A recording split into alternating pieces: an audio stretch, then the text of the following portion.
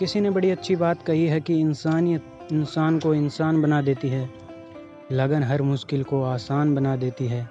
लोग यूं ही नहीं जाते मंदिरों में पूजा करने, एक आस्था ही तो है जो पत्थर को भी भगवान बना देती है। मेरा नाम है आरजे रोहित और आप सुन रहे हैं लव यू जिंदगी। आज की कहानी आपके लिए, अगर आप भी ये सोचते हैं कि कहाँ है भगवान। एक आदमी हमेशा की तरह नाई की दुकान पर बाल कटवाने गया। बाल कटाते वक्त अक्सर देश दुनिया की बातें हुआ करती थी। आज भी वे सिनेमा, राजनीति, खेल जगत और इधर उधर की बातें कर रहे थे कि अचानक भगवान के अस्तित्व को लेकर बात होने लगी। नाई ने कहा, देखो भैया, आपके जैसे मैं भगवान के अस्तित्व में बिलीव नहीं रखता, यकीन नहीं रखता।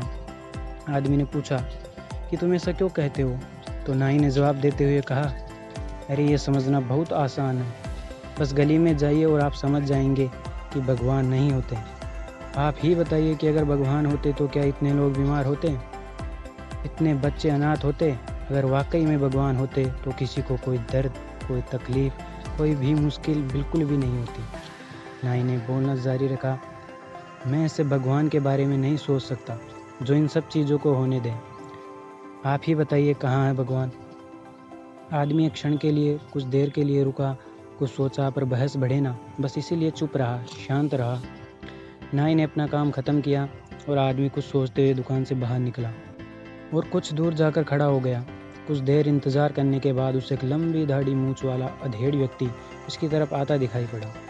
उसे देखकर लगता था मानो वो कितने दिनों से नहाया ना हो। आदमी तुरंत नाई की दुकान में वापस घुस गया और बोला, जानते हो इस दुनिया में नाई नहीं होते? नाई ने सवाल किया, भला कैसे नहीं होते? मैं साक्षात तुम्हारे सामने जो खड़ा हूँ। तो उस आदमी ने कहा कि नहीं, वो नहीं होते, वरना किसी की भी लंबी दाढ़ी मूंछ नहीं होती। पर देखो वो सामने, उस आदमी की कितनी लंबी दाढ़ी मूंछ है।